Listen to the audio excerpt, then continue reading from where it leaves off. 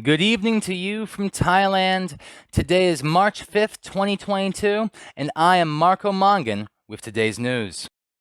The stories we'll be covering today include Thailand worried about Ukraine violence, the humanitarian crisis, a representative tells the UN, followed up by Ukraine updates, broadcasters pull out of Russia, and oil soars to $115 a barrel. And our last story to be covered, Thang Mo's mother accepts apologies for a price. Without further much ado, let's get to the news. For our first story, we'll be covering Thailand worried about Ukraine violence and the humanitarian crisis, says a representative to the UN. After Thailand backed a UN resolution against Russia's invasion of the Ukraine, the country's permanent representative said it is worried about the ongoing violence and humanitarian crisis in the Ukraine. At a special session of the UN General Assembly on Tuesday, the representative said the violence will impact the rest of the world as well.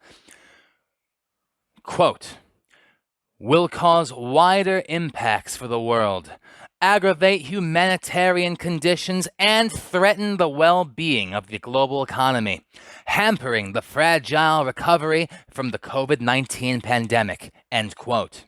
Thailand called for dialogue and peaceful negotiations through the UN to achieve peace and a sustainable solution. The representative vowed that Thailand would do its best to help with Ukraine's humanitarian situation by working with like-minded international organizations. The representative added that Thailand commends the Ukraine's neighbors for helping with the humanitarian crisis. Many Thais have expressed solidarity with the Ukraine, and some with military experience have even signed up to fight with the Ukrainian military against Russia's invasion. One man with 2 years of experience in the Thai Air Force told reporters he felt he had to act after seeing footage of Ukrainian children being killed and families torn apart. Quote, "I did not join as a Thai national, but I did so as a human being." And continuing on to the updates from Ukraine and Russia.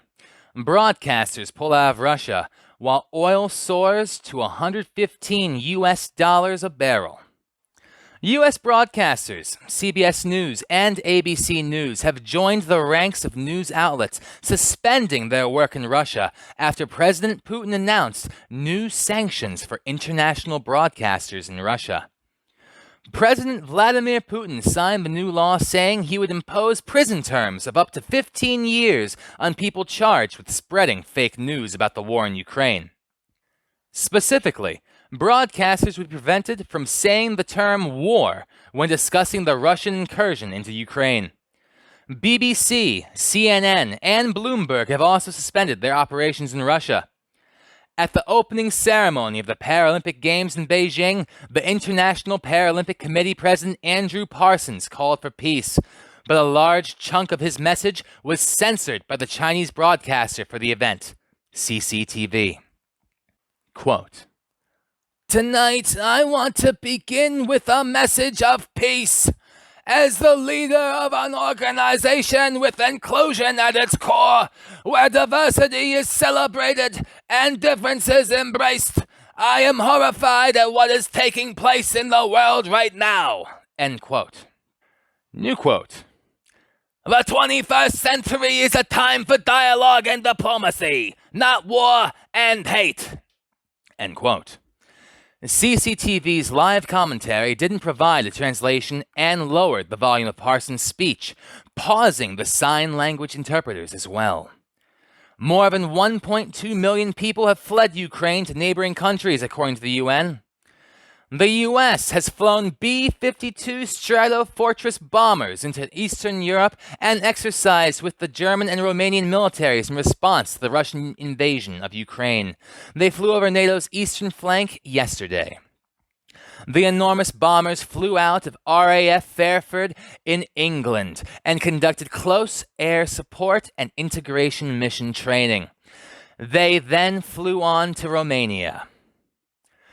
U.S. and NATO officials say they've noticed a pronounced shift in Russia's current strategy in Ukraine and claim that Russia now appears, quote, poised to bombard cities into submission, end quote. According to a NATO strategist, quote, the heavier weapons are not just heavier in weight, they're also heavier in terms of the damage they can inflict, and they're far less discriminant, so more casualties. It is a very crude approach, end quote. Russian forces are now approaching Ukraine's second largest nuclear facility. According to a U.S. official, quote, Russian forces are now 20 miles, about 32 kilometers, and closing from Ukraine's second largest nuclear facility, end quote. According to Energodom, the overseeing body of Ukraine's nuclear power plants, Ukraine's second largest nuclear facility is located in southern Ukraine.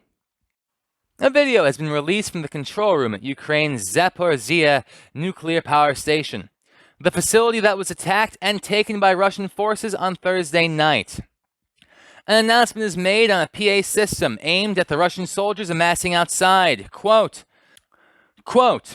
stop shooting at a nuclear dangerous facility. Stop shooting immediately. You threaten the security of the world. The work of the vital organs of the Zaporizhzhia station may be disrupted. It will be impossible for us to restore it. You are endangering the security of the entire world. Attention! Stop shooting at a nuclear hazardous facility. Stop shooting at a nuclear hazardous facility. Stop shooting at a nuclear hazardous facility. Attention! Stop it! End quote. Ukraine's President Volodymyr Zelensky has condemned the NATO decision to rule out a no-fly zone over his country. Zelensky described NATO's summit on Friday where the decision was made as, quote, a weak summit, a confused summit. NATO has deliberately decided not to cover the skies over Ukraine. We believe that NATO countries have created a narrative that closing the skies over Ukraine would provoke Russia's direct aggression against NATO. This is the self-hypnosis of those who are weak, insecure inside, despite the fact they possess weapons many times stronger than we have. End quote. British Prime Minister Boris Johnson has called for the Brazilian President Bolsonaro to discuss the Russian invasion of Ukraine. The UK leader said that Brazil was, quote, a vital ally during World War II, and that Bolsonaro's voice was crucial in this moment of crisis, end quote. A spokesperson for the British Prime Minister said that both leaders agreed on, quote, demanding an urgent ceasefire, end quote, and that peace must prevail. U.S. oil prices have surged to the highest level in nearly 14 years. U.S. oil prices have surged to the highest level in nearly 14 years. U.S. crude oil was up another 7.4% yesterday after finishing the turbulent week at $115 US 68 cents a barrel. That's the highest closing level since September 2008, just a week after the infamous implosion of Lehman Brothers that led to the last major world financial collapse. Crude oil is nearly 26% more expensive than just before Russia's invasion of Ukraine 9 days ago. And moving on to our final story, a story closer to Thailand. Thang Mo's mother accepts apologies for a price. The mother of drowned actress Thang Mo says she forgives 2 witnesses to her daughter's death and would accept a financial gift from one of them.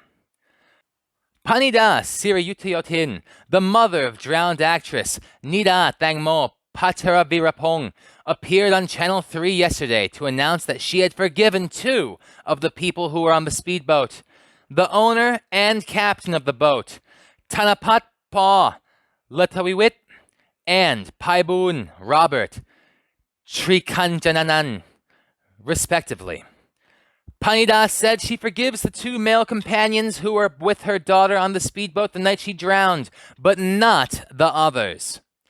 Taida claims she forgave the speedboat owner and the unlicensed skipper for their potential involvement in the death of her daughter on the night of February 24th. The mother made the statements in a televised interview on Channel 3's The Hon Krase program. Notably, the two men are the only ones out of the 5 witnesses aboard the speedboat that night who have so far been formally charged in the case. Early on in the investigation, police charged Paul and Robert with driving an unlicensed vessel and carelessness leading to death. Earlier this week, the two men publicly apologized to Thang Mo's mother at a police station in Nonthaburi. Thang Mo's mother accepted the men's apology, but not that of Thang Mo's manager, Itsarin Katik Jutasuk, who also attended the televised spectacle, during which the 3 friends bowed down and presented the grieving mother with flowers while they all held microphones and TV cameras shamelessly recorded their conversations. She said she couldn't forgive Katik because, quote, she hadn't called her to apologize until 3 days after the incident, end quote. She has already blamed her for Thang Mo's death, as the investigation enters its 2nd week. Ball, however, reportedly called her the day after the incident to apologize, saying he also wanted to apologize in person. She says at first she remained angry, but Ball was persistent, calling every day to apologize until finally her anger subsided and she sensed his sincerity. Quote, he promised to take care of me as well as Mo did. I forgive him because he has consistently tried to contact me and he knows I am hurting, end quote. But for Thai netizens who have been sleeplessly following the Thang Mo saga, it appears that a mother's forgiveness comes at a price.